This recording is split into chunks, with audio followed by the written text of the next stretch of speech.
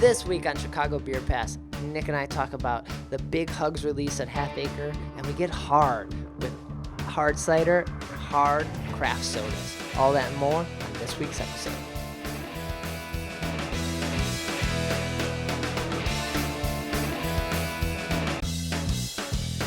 What did we do these last 3 weeks, Zoe?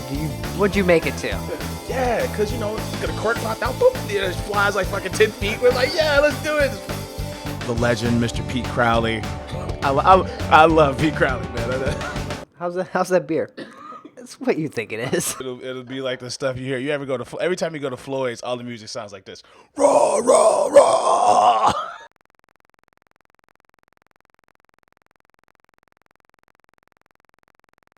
Hey, and welcome to Chicago Beer Pass. My name is Brad Chmielewski. Hey, I'm Nik White.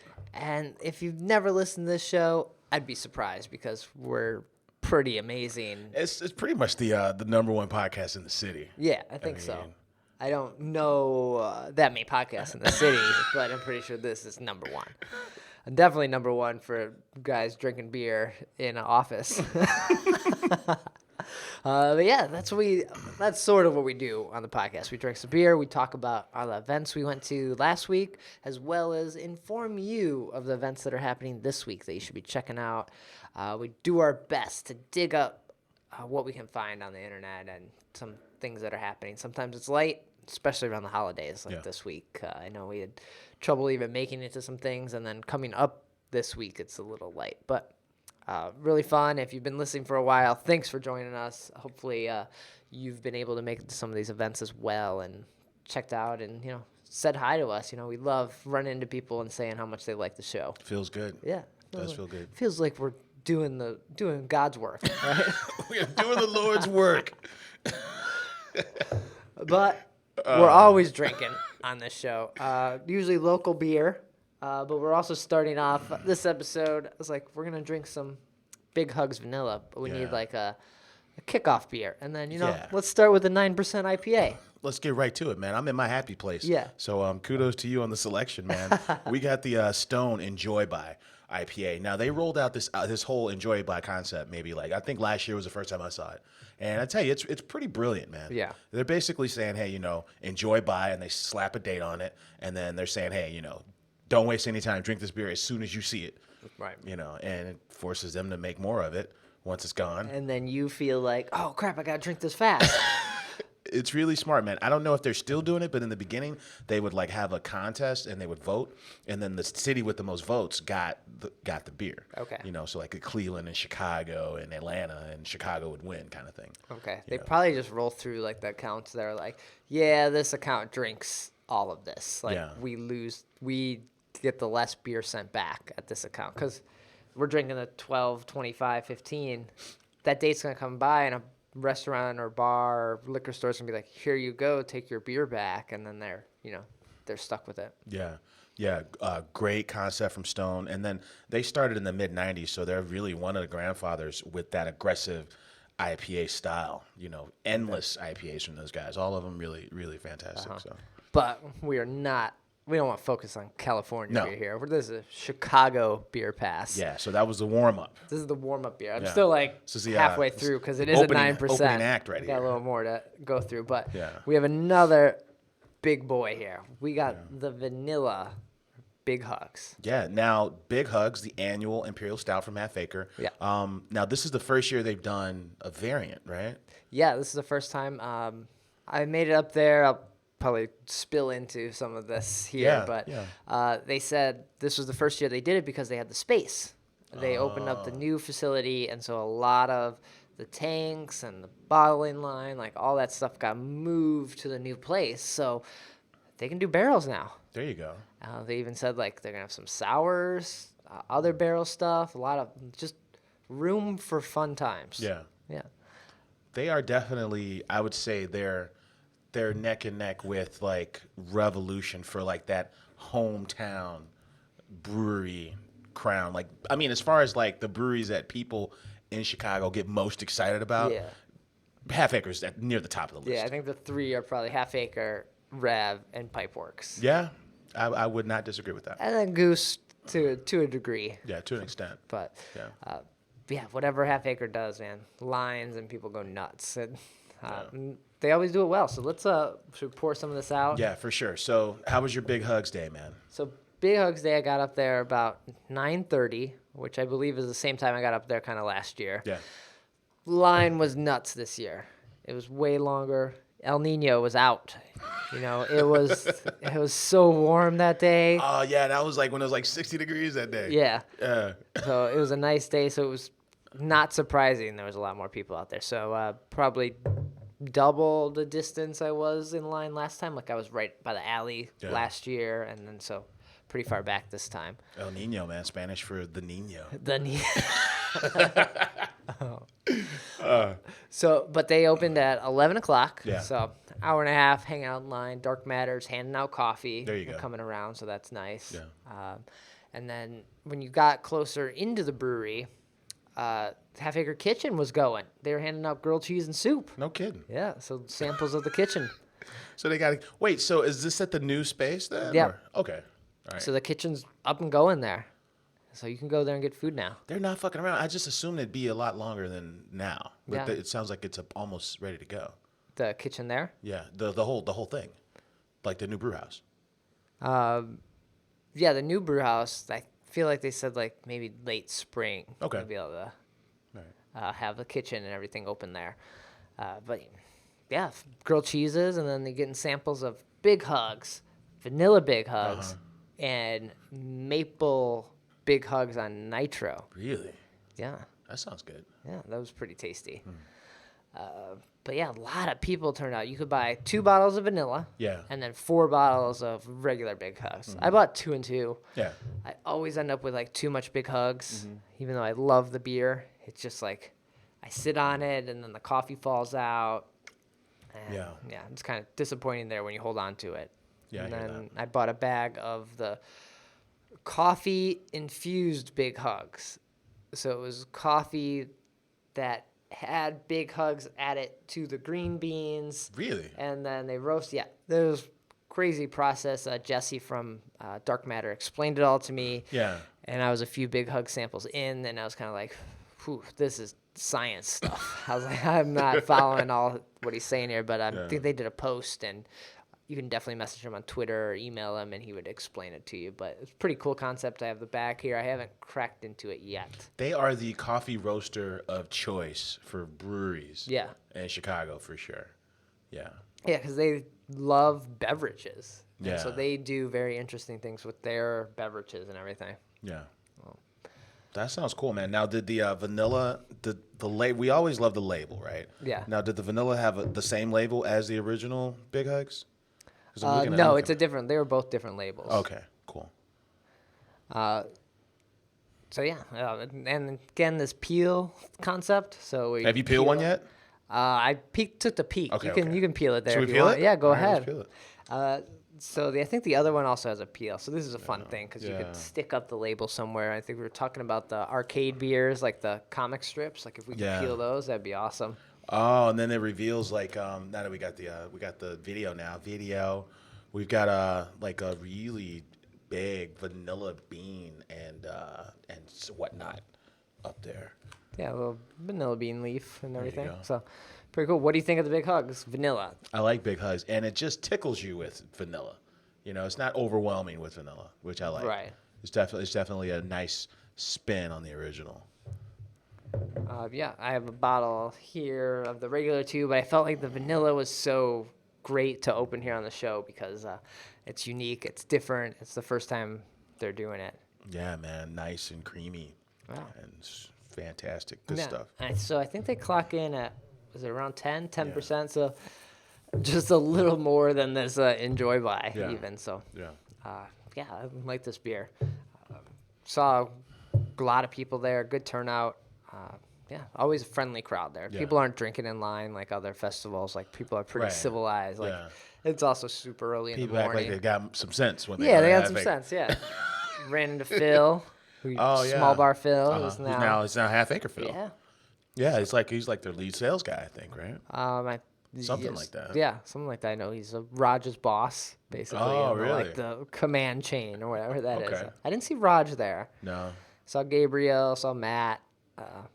lots of other great half-acre people. So it was cool.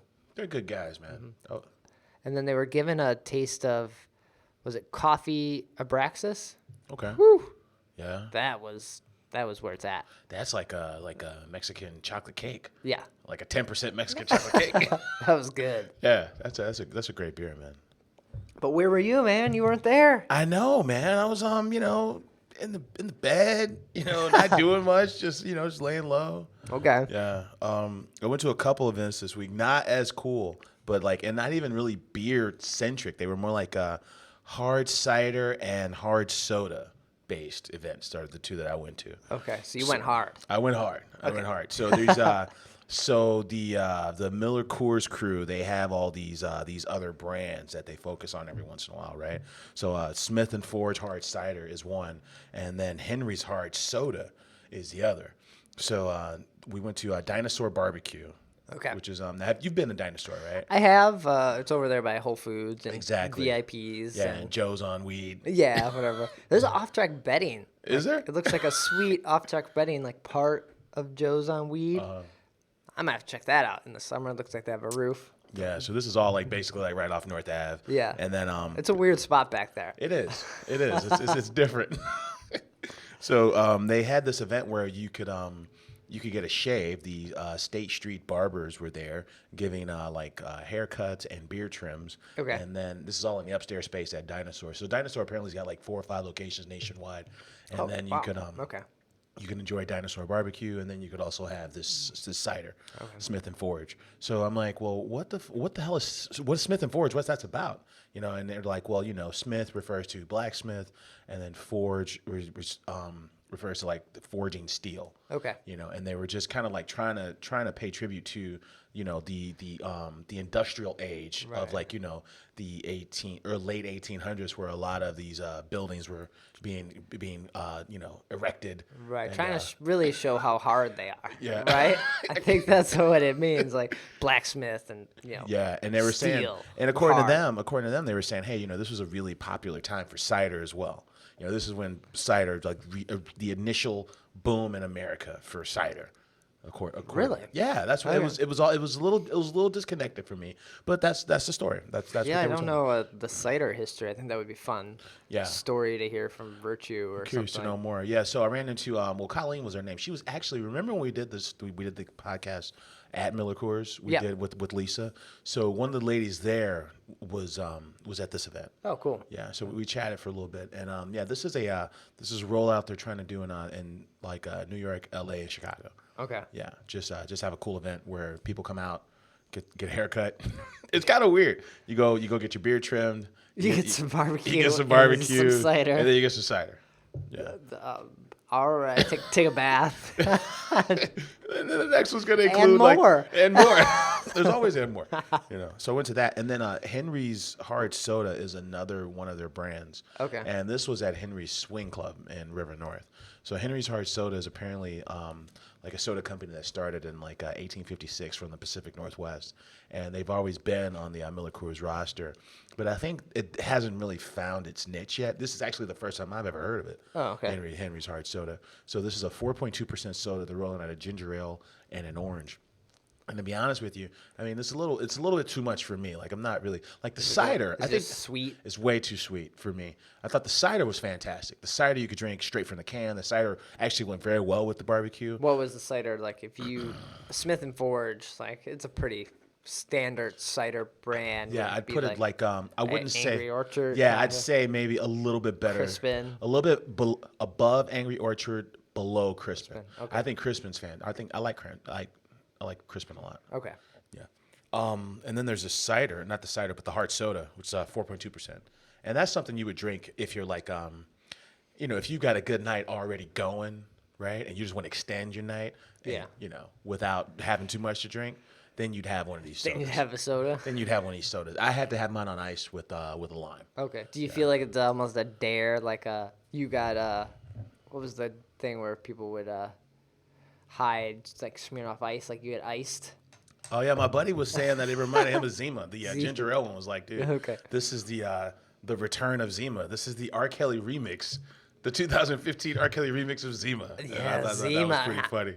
Zima was basically on its way out by the time I was starting to really drink. Yeah. Like, I know of Zima, but I don't know if I ever had a Zima. Yeah, we were talking to the crew, and they were saying, hey, this is something that's geared towards, like this party was for like just a couple hours. And they're saying, hey, there's something geared towards people who just want to have a little something to drink, and then they've got to go back to doing whatever it is they do. Okay. So like the commuter, for example, be good for you. Like not in your car, obviously, but like if you're on a train, Right. this is kind of designed for you.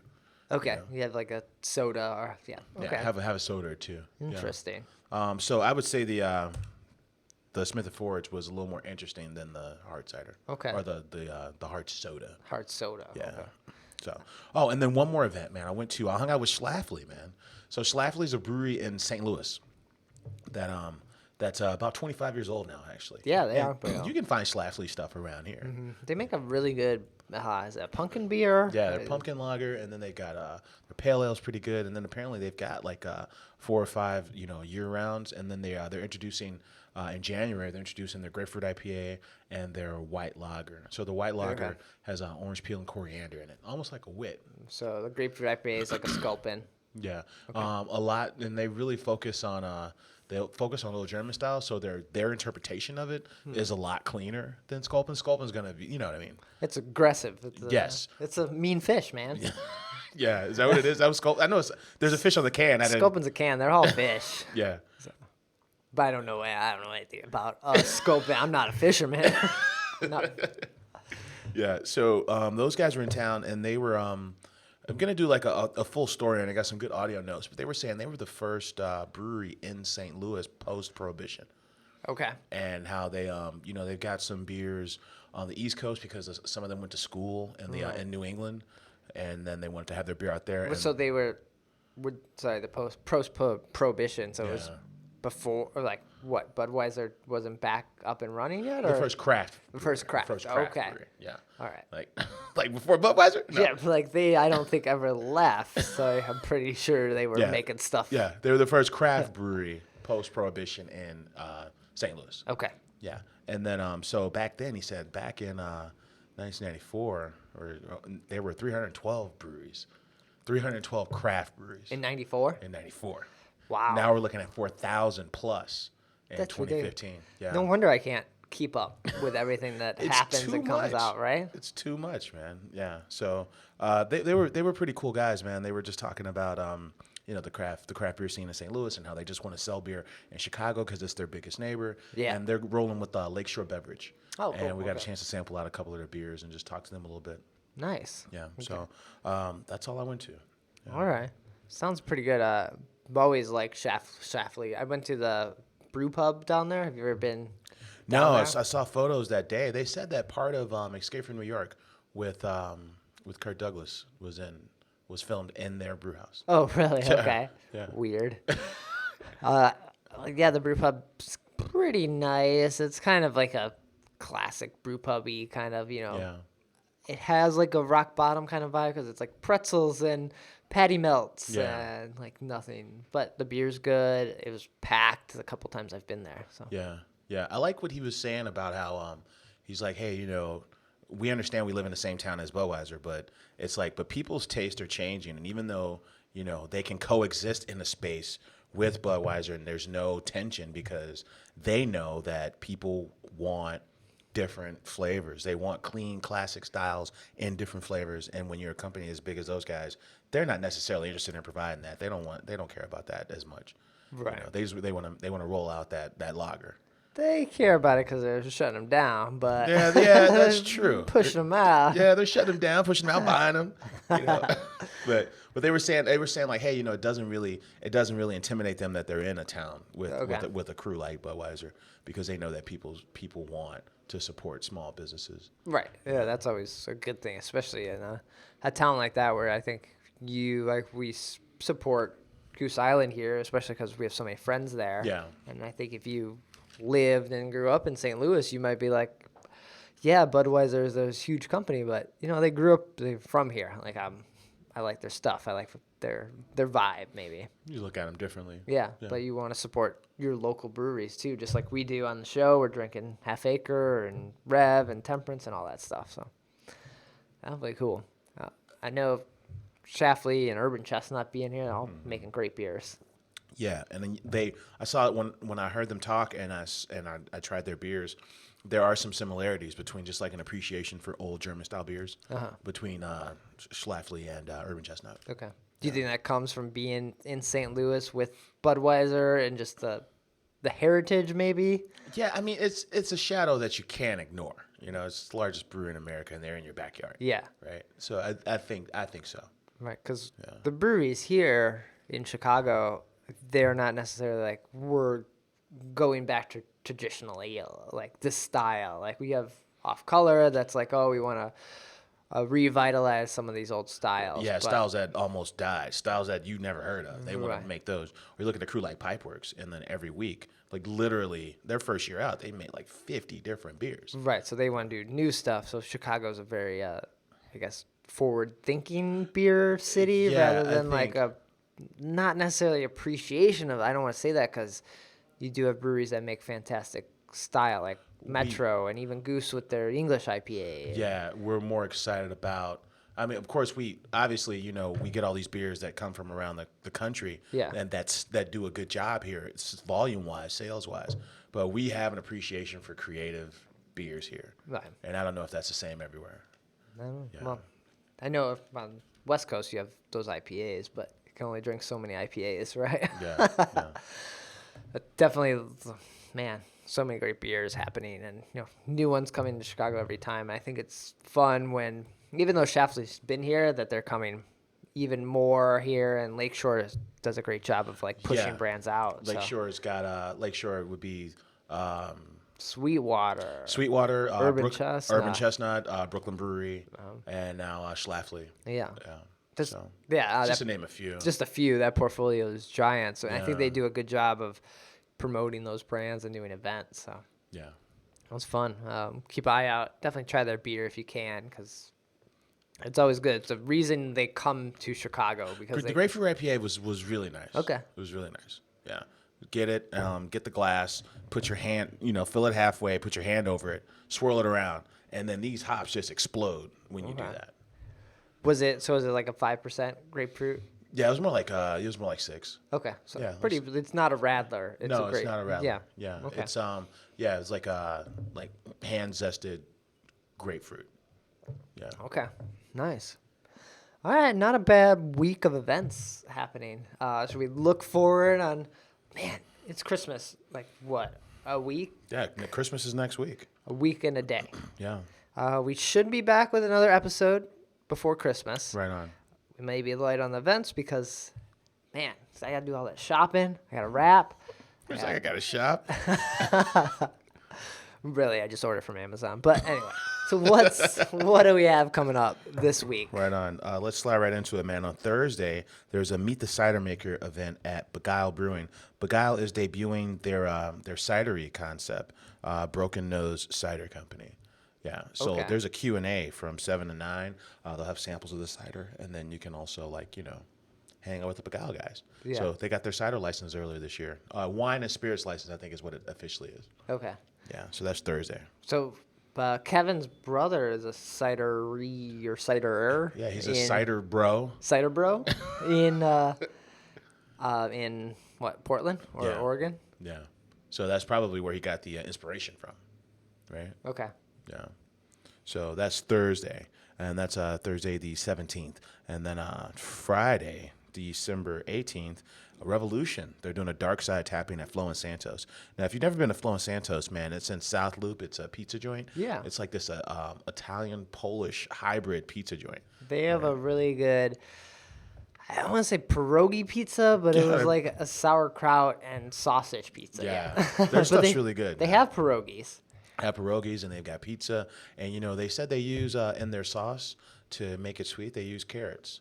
Like, there's not minced carrot. They just take carrots and steep them in there. Okay. And squeeze it, juice the carrots. For sweetness. Yeah. And then they pull them out.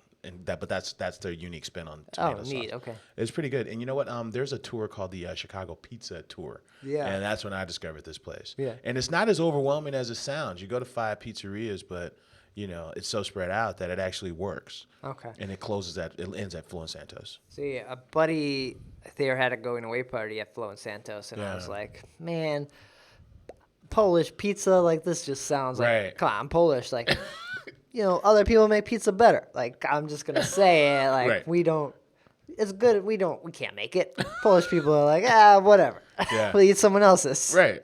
And I hear that. but I went there. I was like, damn, that was pretty good for what it was. It's tasty. Yeah. It's tasty. It's a good alternative, man. They've got they're gonna have Dees Tar, Dees Cafe, and 6 other dark beers from Revolution. Basically, all the stuff you can find in their Deep Woods series. You go to the store and Revolution's got the bombers in the box. Okay.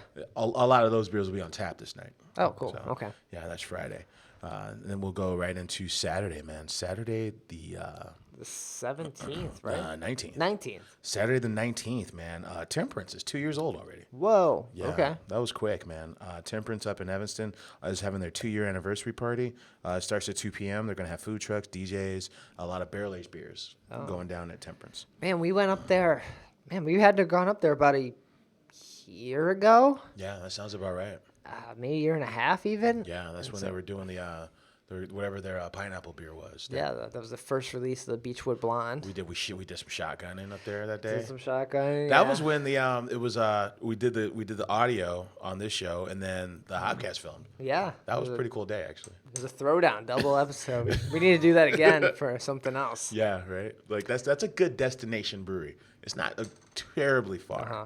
Yeah, it's just right outside the city. We could do that up at Sketchbook. I know those guys want us to come, and they owe me a growler for backing them on Kickstarter still. I feel like that's more than enough reason to go now. I get shit every time I see them at events. Like, when are you coming up here? Like, Well, all right. So Temperance. Yeah, All right. Temperance. Congratulations to them. Claudia has been making great beer. And that's awesome. yeah. Also Saturday, Blue Island. So this is in Blue Island, in the town. This is Brian Shimko's. This is Brian Shimko's. So he was Flossmoor Station. He was at Half Acre for a little bit. He was also at was he at Rev? No, he wasn't at Rev. He was somewhere else for a little bit. He was at not Beta Brow. What's the other German? Local German. Yeah. Metro. No. What's the place that's downstairs? Has in the loop. In the loop downstairs. Wait, are you talking about Berghoff? Berghoff. He was at Okay. Berghoff for a little bit. Oh, I didn't know that. Whew.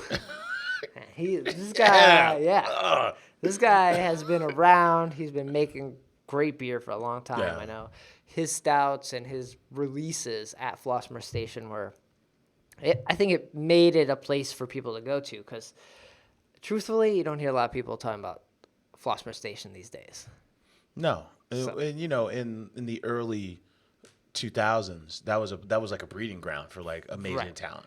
Right, and it did go through all the 3 brewers that were there, and then Brian made these bottle releases that were outstanding, and people, Hi-Fi Rye and all that stuff, and there was a couple White Whale beers for a while that he had. Their pre-Dark Lord day Yeah. has been a destination since he's been there. But since then, Flossmoor Station's fallen off the map, but Blue Island, he's making a name for it.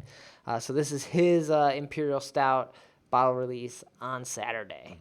It should be great. I would probably recommend going and checking this out Yeah. and at least pick up a bottle. Knowing him and his beers, I don't see why this would not exceed expectations and become a beer that people want to have and trade for. It's cool that they're in bottles so fast. I recall them maybe this summer just opening up, right? Yeah. They haven't been open very long, so No, not at all. So Yeah. good for them, man.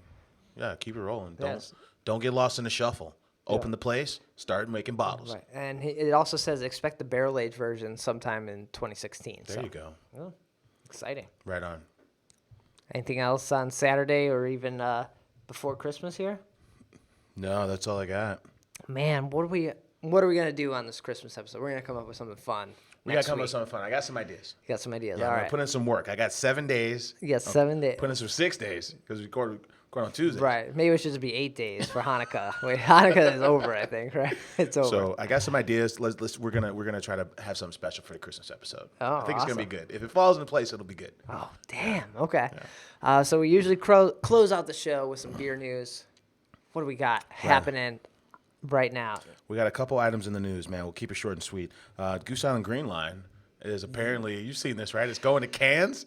Yeah, this makes 0 sense to me. Yeah, and speaking of zero, it was supposed to be a zero waste sustainability effort from the good folks at on Fulton and Wood. I think there's an entire website, Greenline, that Jonathan Surratt made for them about Greenline being this like local, sustainable. Yeah. So for those who don't know, Goose Island Green Line is Chicago only, draft only, and the whole point is to promote sustainability and like give proceeds to organizations that believe in the same kind of philosophy. And then you can only get it on draft because they didn't want to spend the money to like or the waste money putting it in bottles or cans. Right. That was the whole point of the beer. It launched about 4 or 5 years ago, Yeah. right? And in that prime time of like. We go through this every maybe 10, 15 years of like green recycling revolution thing, and the Green Line was part of that. Let's do this. Yeah, there's a rumor that the Green Line recipe originally started by blending Goose IPA and 312. I'd like to hear more about that. Oh, okay. That's just what I've heard. I don't know if that's true. So this idea of zero waste is becoming hey, we're gonna package goods into a can, we're gonna ship it. Use fossil fuels to ship it across country and put it in your fridge that you might recycle. Right. But what? Well, I don't even know what recycling's at. 50%? I'll just say 50. Yeah. Half the people probably won't recycle. So. Yeah. So a shift in philosophy, to say the least. That's rough. Why do you think they're doing this? Why? Like Green Line. So this is the first we have 312 Green. Really, we have the. I think maybe this is. I thought 312 Green was an opportunity to do something special, and they didn't. They just made like a middle of the road kind of pale ale. Right. You look at Dale's pale ale. You look at Daisy Cutter. You had an opportunity to launch a killer pale ale, and you didn't. I thought they should have done Green Line then if they were going to do Green Line. So maybe this is them recognizing that and kind of making up for it. I don't know. So Ken's gonna get mad at me if he's listening to this. But how different is Green Line versus 312, the Urban Pale Ale? The green. Yeah. Is it Green Line's an IPA, right? Green Line, well, pale ale, yeah. It's a pale ale. It's Green Line's a pale ale. And then Urban Pale Wheat or Urban Pale Ale, because the wheat is the yellow, the original. Yes. How different is? And they're both in green cans. Yeah. That doesn't seem, I guess, the best idea to me. And I guess it promotes Chicago, so that's awesome, right? There's money to get. There's bills to be paid, and there's that. So I wonder what are we gonna see other lines? Like, are we gonna see the blue line and the pink line? because there is a blue line. There's a blue line hopped up Pilsner. Yeah. Which is really good. It started as one of the Pitchfork beers. Right. I guess I would have rather seen that go first rather than Green Line. I prefer that. I think that's I like that beer a little more than Green Line.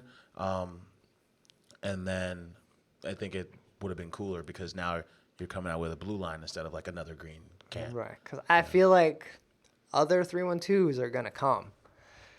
And it's just bound to happen, right? So other lines. Oh, you mean like other lines? You mean? No, other like a area codes. A 312 blue. Oh, a I see what you're saying. Like Pilsner. Maybe it's a 312 pink. That's a Pilsner. I don't know. I feel like it's logical, but maybe the Green Line is a step like, oh, we don't want to do that. Maybe it's Goose saying like we don't want to do that. Let's do this beer instead. Yeah. I have no. I'm just making up stuff here. I just guess All speculation. Right? All speculation. But it's still weird that this beer that's been promoted as sustainability and local is going cans. Yeah, I agree with that. All right. Right on. One more bit of news. The good folks at Oscar Blues, they're one of the more innovative breweries around. Oscar Blues is introducing the hot box roasters. So they've got a coffee concept. So apparently they roast coffee beans at their brewery in Longmont, Colorado. Oh, cool. And then they're going to open a series of shops.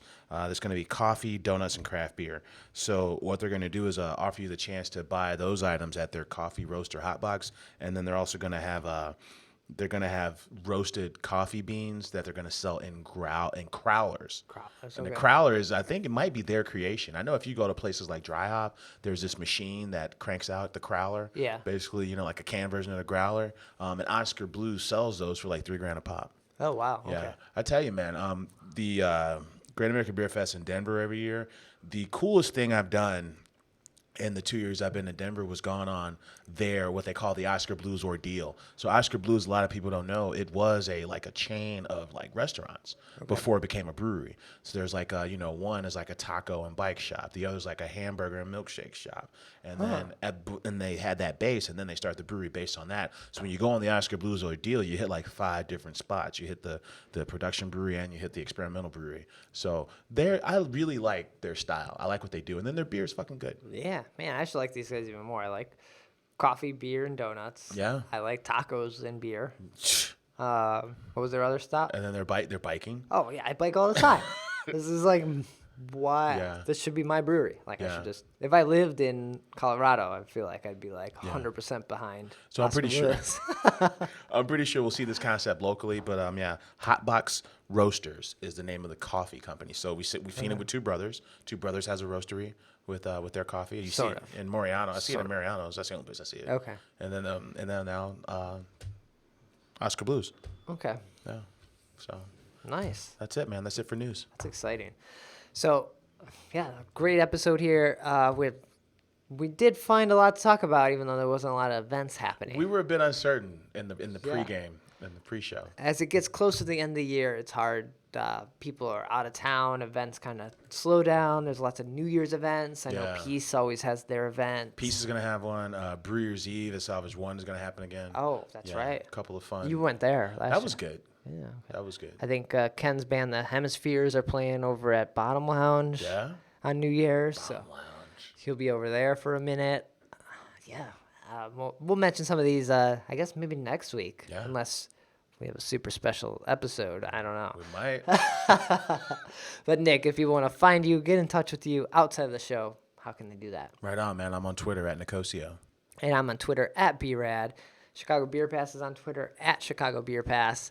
You can follow us there, tweeting out more often. And then our website, chicagobeerpass.com. All the episodes get posted there. Links to iTunes, Stitcher. Please subscribe. Leave us reviews. Subscribe, goddammit. We love seeing those.